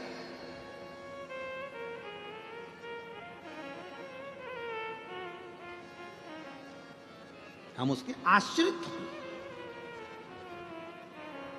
हम उसके भरोसे। शिव कथा कह रही है, भगवान शंकर का चरित्र कह रहा। सेठ जी का नियम था, थोड़ा सा धन मंदिर में जो देता था उस मंदिर को सत्कर्म में लगा देता, सत्कर्म में लगा।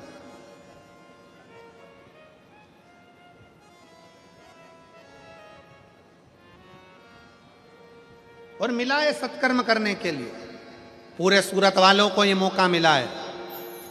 इतने शिव भक्त आपके सूरत में कभी नहीं आएंगे। दोनों हाथों से इनको पानी पिलाओ, भोजन कराओ, जो तुमसे बन सकता है इनका मुख झूठा कराओ, बन सके जितनी सेवा करो। अपने धन का अपने हाथों से प्रयोग करो, मत दो किसी को, अपने हाथों से खिलाओ। अपने घर से कोई थेपला, कोई खाकरा, कोई भाकड़ा, कोई खमंड, जो बना सकते हो जो लाओ, बड़े प्रेम से इन शिव भक्तों को पानी पिलाओ, भोजन कराओ, जो बन सकता है वैसी सेवा करो। दिन में फुर्सत ना मिले, रात में आओ, बाबा की इस पूरे प्रांगण का दर्शन कर कर, उसको नमन कर कर अपने घर को जाओ, उससे विनय करो। और एक छोटी सी डायरी में लिख के भी रखो, हमने 5 रुपए का पानी पिलाया है। और अगली कथा जो 24 तारीख से 30 तारीख तक, ये कथा यहाँ पर 16 से 22 तारीख तक यहाँ पूर्ण हो जाएगी। वो 24 से 30 तारीख तक जो कथा साकरी में होगी, उस महाराष्ट्र के साकरी में अपने पत्र को जरूर भेजना कि मेरे भोले बाबा ने तुमको कितना दिया है, कितना दिया है।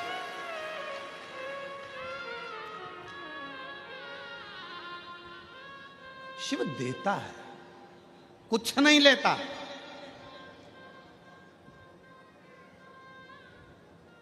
कुछ भी नहीं, उसकी देने की आदत है। उसको बोलते हैं कुबेरेश्वर महादेव, कुबेर भंडारी, जो दुनिया को भंडार भरता रहता है, भरता है।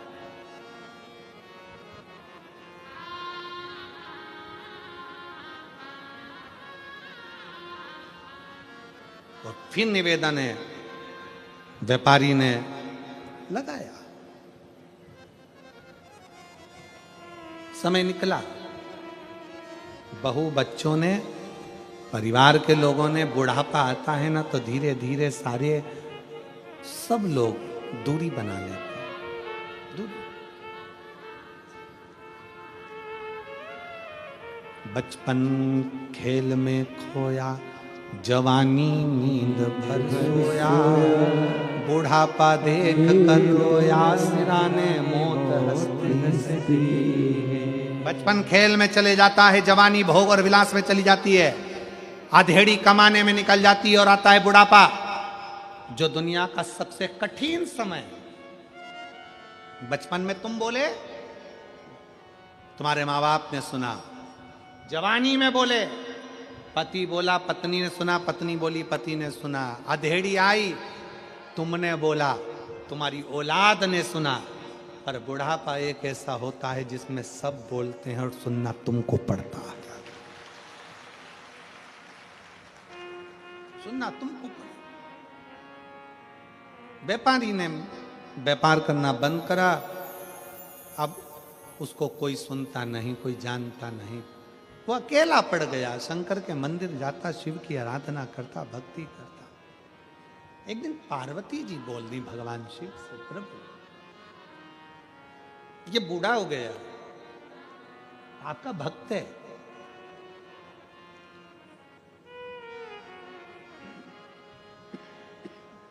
ये बूढ़ा, ये आपका भक्त है,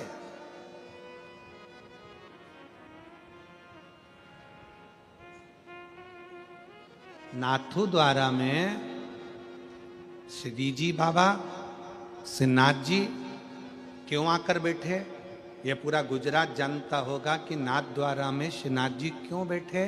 एक बूढ़ी माँ ठाकुर जी की सेवा करती थी, वो बूढ़ी माँ बुजुर्ग हो गई थी, शरीर से बनता नहीं था। तब यमुना जी ने ठाकुर जी से कहा कि जब ये जवान थी तो तुम्हारी सेवा करती थी, अब ये बूढ़ी हो गई तो तुम सेवा करने के लिए आओ, अब तुम आओ।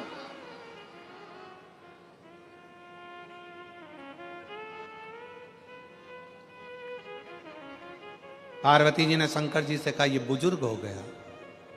शंकर भगवान बोले सुन पार्वती, तन बूढ़ा होता है, ताकत बूढ़ी होती है। पार्वती, तन बूढ़ा होता है, ताकत बूढ़ी होती है, सत्ता बूढ़ी होती है, वैभव बूढ़ा होता है, पर पार्वती व्यक्ति ने जो कर्म किया है ना, चरित्र व्यक्ति का कभी बूढ़ा नहीं होता, वो बूढ़ा नहीं होता। पार्वती, अभी तक इसने अपने परिवार को जो करा था वो अपनी जगह छोड़, अब तू देख, अकेला आकर बैठा, जिसकी वो औषधि कराता था वो बुजुर्ग सामने आकर बैठ गए। काका जी कैसे हो, अकेले बैठे हो, आया करो घर। धीरे धीरे धीरे धीरे जिनकी सेवा उसने करी थी उन्होंने इसकी सेवा करना प्रारंभ करा।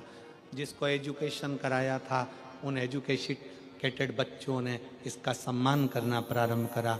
आपने मुझे विद्याध्ययन कराया, नहीं तो मैं कहाँ चले, मैं कहाँ जा।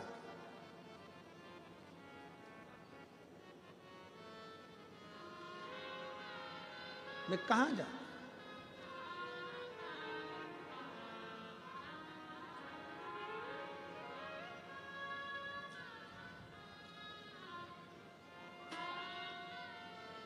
तन बूढ़ा होगा ना चलेगा, ताकत बूढ़ी होगी ना चलेगा, वैभव बूढ़ा होगा ना चलेगा, बल बूढ़ा होगा ना चलेगा, पर चरित्र बूढ़ा मत होने। अच्छा कर्म करिए, जितना श्रेष्ठ बन सकते हो अपने चरित्र को श्रेष्ठ बनाने का प्रयास करिए, अच्छा इंसान बनने का प्रयास करिए। हो सकता है कि परिवार नाते रिश्ते साथ ना दें, आपने किसी का अच्छा करा होगा तो वो तुम्हारा साथ जरूर देगा, ये निश्चित निश्चित। अगर भगवान ने तुमको सिग्नेचर करने के लायक बनाया है, साइन करने के लायक बनाया है, अगर भगवान ने तुमको अच्छी कुर्सी पर बिठाया है, अच्छा पद दिया है, प्रतिष्ठा दी है, तुम्हें अच्छा पद प्रतिष्ठा दी, तुम्हारे सिग्नेचर से अगर किसी का भला हो सकता है तो अपना सिग्नेचर जरूर करो।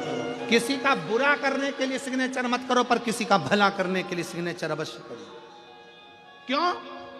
एक बार तुमने किसी का भला करने के लिए अगर सिग्नेचर का प्रयोग कर लिया तो यह पक्का है कि जिसका अच्छा करा है ना, तुम्हारे घर के लोग भी, ये कुर्सी रहती है ना, सत्ता रहता है ना, वैभव रहता है ना, तब तक तो घर के लोग भी खूब, काका जी ने, फूफा जी ने, मामा जी ने, पिताजी ने, माता जी ने, ये जी ने, वो जी ने, फलाना जी ने, ढिमका जी, और जैसे ही तुम कुर्सी और सत्ता से नीचे आते हो ना, तब तुम्हारा सिग्नेचर भी काम नहीं करता। रिटायर होने के बाद सिग्नेचर काम करता है क्या? जम के बोलो जरा। रिटायर होने के बाद कोई अपनी कुर्सी पर जाकर बैठ जाए, थानेदार रिटायर हो गया, थाने में जाकर सिग्नेचर करेगा, उसका कोई मायना नहीं है। अगर कोई व्यक्ति सिग्नेचर करने के लिए आतुर होगा तो उसका सिग्नेचर काम नहीं करेगा। बैंक का मैनेजर रिटायर हो गया, बाद में सिग्नेचर करने बैंक में जाएगा तो उसका सिग्नेचर काम नहीं आएगा। जिस समय कुर्सी पर हो उस समय अपने पद के साथ अहंकार को दूर करो और प्रयास करो कि किसी का भला हो सके। प्रयास करो किसी का भला हो सके। तुमने जिसका भला करा है, कुर्सी जाने के बाद कोई पूछे चाहे ना पूछे, पर किसी का तुमने भला करा है, वो पूरे मरते दम तक तुम्हारा साथ नहीं छोड़ता, तुम्हारा सम्मान करता, आदर करता, सत्कार करता। दुनिया के लोग अपनी कथा में कहते होंगे कि स्वर्ग जाओगे, नरक जाओगे, ये वर्णन करेंगे, वो वर्णन करेंगे। शिव महापुराण में वेद व्यास जी ने एक जगह भी नहीं लिखा कि मरने के बाद स्वर्ग जाओगे कि नरक जाओगे। वेद व्यास जी ने इतना जरूर लिखा कि अपने कर्म का भोग इसी संसार में भोगोगे, यहीं पर स्वर्ग है और यहीं पर नरक है। गरुड़ पुराण कहती है स्वर्ग जाने का, नरक जाने का, भोगने का। सारी पुराणे कहती हैं, भागवत में भी वर्णन आता है कि इतने नरक होते, इतना स्वर्ग का भाव है। सारे पुराण कहेंगे नरक और स्वर्ग का, पर शिव महापुराण नहीं कहती कि तुम नरक जाओगे कि स्वर्ग जाओगे। शिव महापुराण की कथा कहती है अपना कर्म अच्छा करते चलो, अपना कर्म अच्छा करते चलो। जब श्रेष्ठ कर्म करते चलोगे तो यहीं पर, यहीं स्वर्ग है। डनलप के गद्दे पर सो रहे हो, गोदड़ी पर सो रहे हो, रुई के गद्दे पर सो रहे हो, कपास के गद्दे पर सो रहे हो, शिव महापुराण की कथा कहती है अपने घर में अगर तुम रात को आराम से पलंग पर सोते ही तुम्हारी आंखों में नींद आ जाए, खूब चकाचक सो, सवेरे 6 बजे 5 बजे खुले, तो समझ लेना कि तुम स्वर्ग में हो। और डनलप के गद्दे में, एसी के रूम में 1 गिलास दूध पीने के बाद बाजू में खुशबू देने वाला परफ्यूम रखा होने के बाद भी रात को नींद की गोली खाकर सोना पड़ रहा है, और तो भी 2:30-3 बजे नींद खुल गई, समझ लेना नरक की जिंदगी जी रहा है, नरक है। चिंता चिंता चिंता चिंता चिंता, रात को 1:30 बजे नींद खुल गई, 2 बजे नींद खुल गई।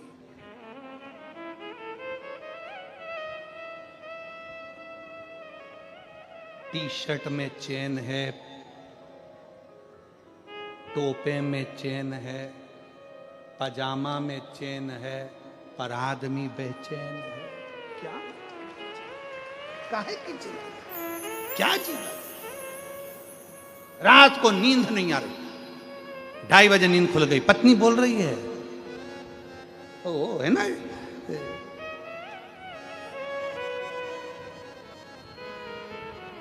चिंता।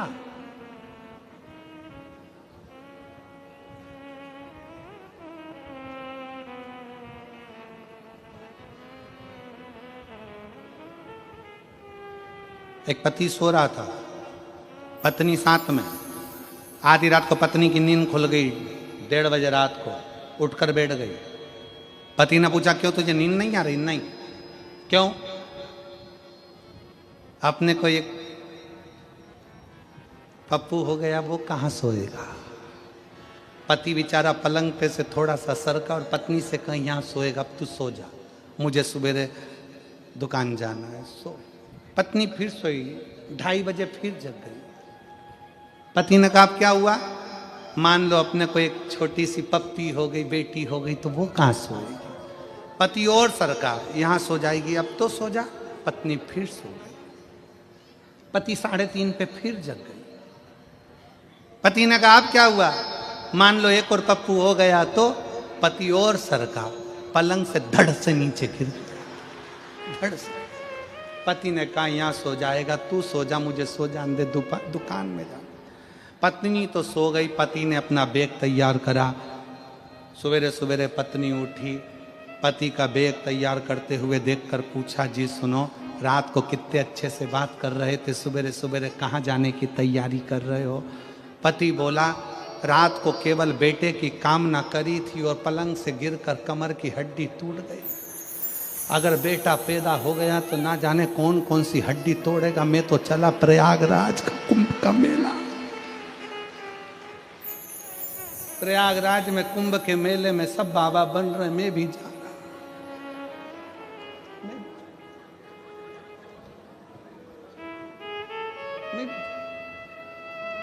पुत्र की कामना आधी रात की नींद तुड़ा देती है। बच्चों की चिंता आधी रात की नींद तुड़ा देती है। घर में रखा धन आधी रात की नींद तुड़ा देता है। विचार करिए,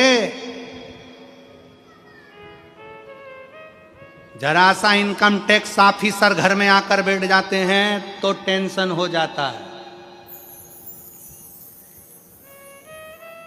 टैक्स वालों ने कह दिया फाइल लाओ, तुम्हारी जरा सी टैक्स की फाइल देखी और तुम्हारे सिर पे पसीना आ गया। ये तो जमीन के लोग हैं जो तुम्हारी फाइल देख रहा है, ऊपर वाला फाइल देखेगा तो क्या क्या छूटेगा। विचार करिए,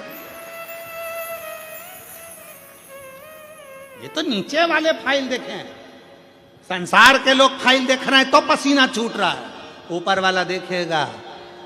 सूरत में कथा हुई थी, एक दिन नहीं गई, आजा साइड में खड़ी हो भाई, चल। इतना जोड़ जोड़ के घर में रखा था, किसी को एक गिलास पानी नहीं पिलाया। बाजुआ बाजू मां तो पूछेंगे भी नहीं कि केम छो, पानी पूछेंगे।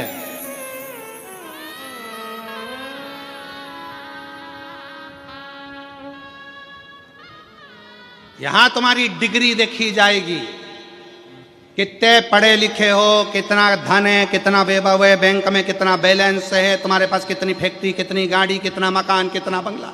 संसार में तुम्हारी डिग्री देखते हैं, वहां डिग्री नहीं, तुम्हारा कर्म देखते हैं कि तुम्हारा कर्म कैसा है। नहीं देखेगा, खड़ा होना पड़ेगा, वो नहीं देखेगा। अब कर्म देखा जाए।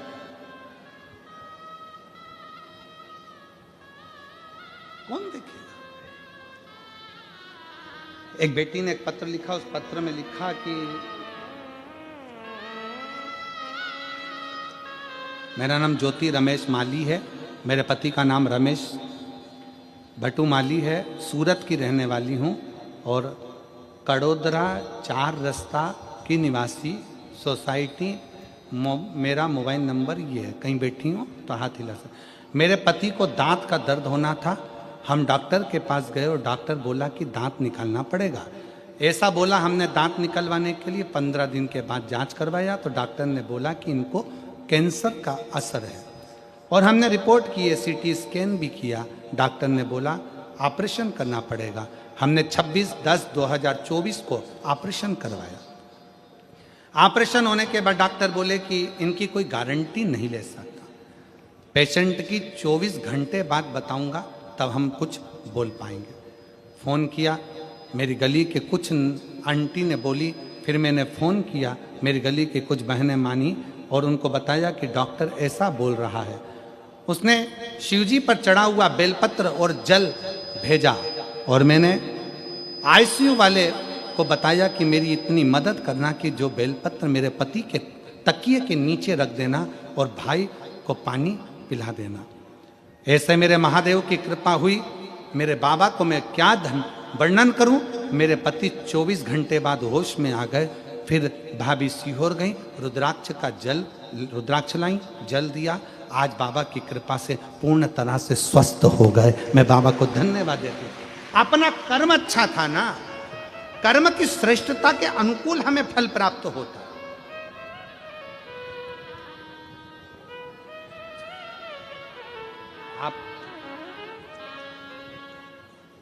आप शिव पर कितना भरोसा करते हो ये आपके ऊपर निर्भर। एक बहन ने अपने पत्र में लिखा कि मैं भगवान को नहीं मानती। मेरा नाम अंजलि सिंह है, उम्र 39 साल, पत्नी का नाम चंचल सिंह, मेरा नाम अंजित सिंह, पत्नी का नाम चंचल सिंह, गांव लोकमनपुर, जिला चंदौली का रहने वाला हूँ। सूरत डिंडोली में रहता हूँ, प्राइवेट कंपनी में नौकरी करता हूँ। बाबा शिव जी को नहीं मानता था, संतान का सुख नहीं हुआ, 13 साल निकल गए। IVF भी करवाया, सारी रिपोर्टें जांच कराई, पर संतान का सुख हमारे भाग्य में नहीं था। 13 साल हो गया था, संतान के सुख का कोई चांस नहीं था। तब पहली बार किसी के कहने पर YouTube पर कथा देखी और कथा सुनकर सफेद आंकड़े की जड़ का प्रयोग किया। क्या भगवान होते हैं? सुनते हैं, पर जैसे ही सफेद आंकड़े की जड़ का प्रयोग करा, 3 महीने के अंदर 13 साल के बाद गर्भ ठहर गया और 18 अक्टूबर को संतान की प्राप्ति हुई। 18 अक्टूबर 2024 को संतान की प्राप्ति हुई। कहीं बैठे हो तो आ सकते।